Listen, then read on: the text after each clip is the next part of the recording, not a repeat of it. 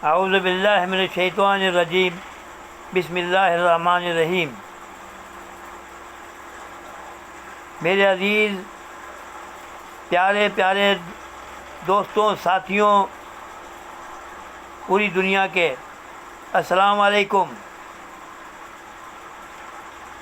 آج ایسی کہانی جو آپ بہت سوچیں گے۔ ایک بیوہ جس کا شوہر مر گیا اور ایک لڑکا تھا، بیوہ نے لڑکے کی شادی کر دی، بہو آ گئی، ٹائم گزرنے لگا۔ یہ بیوہ جو تھی بوڑھی بیچاری، یہ بیمار رہنے لگی، تو بہو اکثر یہ اس سے لڑتی تھی، اپنی ساس سے جھگڑا کرتی تھی کہ تم ایسی ہو، تم ایسی ہو، تم ایسی ہو۔ کہتی بیٹا مجھے کیوں تم ایسے کہتی ہو؟ کیا میں نے بگاڑا تمہارا؟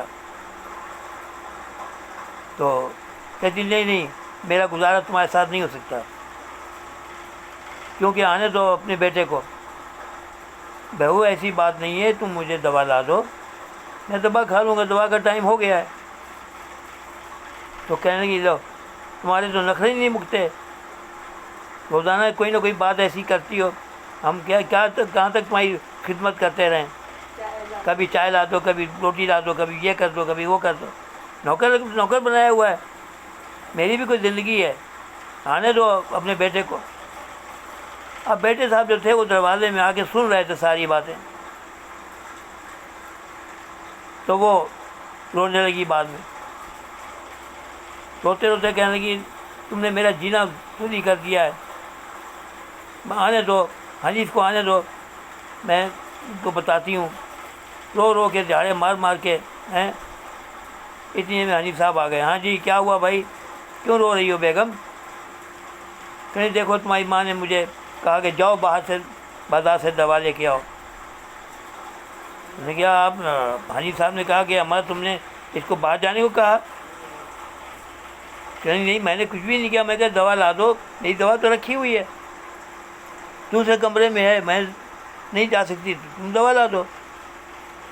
کہ نہیں آپ کے بہت نخرے بڑھ گئے ہیں، یہ بات اچھی نہیں ہے۔ دیکھو اب بیچاری کو رلا دیا تھا تم نے، رونے لگی نا، رلا کے خوش ہو گئی نا۔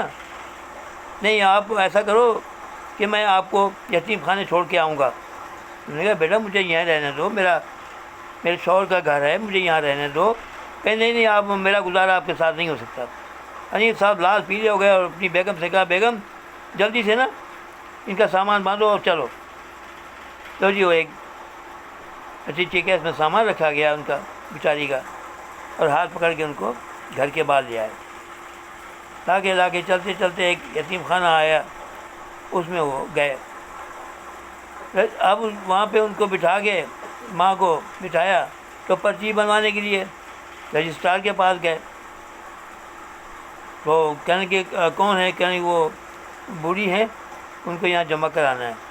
کہنے لاؤ کون ہے وہ، مجھے دکھاؤ، میں ان کا فوٹو لوں گا، پھر رجسٹر میں لگاؤں گا، پھر ان کو رکھوں گا۔ تو آپ بیٹھیں۔ اس لیے میں وہ بوڑھی آہستہ آہستہ چل کے آئی۔ السلام علیکم، آؤ خالہ جان، آپ بہت سالوں کے بعد آپ تو آئی ہیں۔ یہ بڑا نکما انسان ہے، یہی بچہ ہے وہ جو آپ یہاں سے گود میں لے کے گئی تھی کہ میں پال لوں گی۔ اب وہ بوڑھی رونے لگی، نہیں وہ نہیں، کہنے میں پہچان گیا ہوں، آپ فکر نہ کرو، یہ تو یتیم ہے۔ تو یہ اس طرح کا نکلا، آپ نے ساری عمر اس کو پڑھایا لکھایا ہے، اس قابل بنا دیا۔ اب بہو بھی کھڑی سن رہی ہے۔ اب وہ جو تھا مینیجر، وہ لال پیلا ہو گیا اس کے اوپر کہ تم کتنے کمبخت انسان ہو، تمہیں غیرت نہیں ہے کہ جس نے تمہیں یہاں سے یتیم خانے سے گود میں لے کے پالا پڑھایا لکھایا اس قابل بنایا، اور آج تم اس کو یتیم خانے میں لے آئے ہو۔ جاؤ دفع ہو جاؤ، خالہ جان آپ فکر نہ کرو، ہم آپ کے گھر میں آپ کو پہنچائیں گے، آپ اپنے گھر میں رہیں، ان کو نکالیں، گھر تو آپ کا ہے، آپ ان کو نکالیں۔ آپ اتنی اچھی حالت تھی آپ کی، آپ کے شوہر بہت اچھے تھے، پیسے والے تھے، کیا ہو گیا آپ کو؟ کیوں اس کی کمینے کی بات کو آپ نے مانا؟ رہنے دیں آپ. وہ جو تھا وہ ہاتھ جوڑ کے کھڑا ہو گیا، منیجر صاحب مجھے معاف کر دیں. بہو بھی آگے ماں کے پیروں میں گر گئی، اماں جی معاف کر دیں، میرے سے غلطی ہو گئی. تو منیجر کہنے لگا دیکھو انہوں نے تمہیں بڑی مصیبتوں سے پالا ہے اور تم اس کو یہاں لے آئے ہو. غیرت مند ہو تو ان کے ہاتھ چومو اور پیر چومو اور جاؤ ان کو لے کے جاؤ، اب میں تمہاری نگرانی کروں گا. اگر تم نے ذرا بھی کوئی بات کی تو تمہیں گھر سے نکلوا دوں گا. اگر بات پسند آئی تو میرے چینل کو سبسکرائب کرنا، پسند کرنا، لائک کرنا، اپنے دوستوں کو شیئر کرنا. خدا حافظ. پاکستان زندہ باد.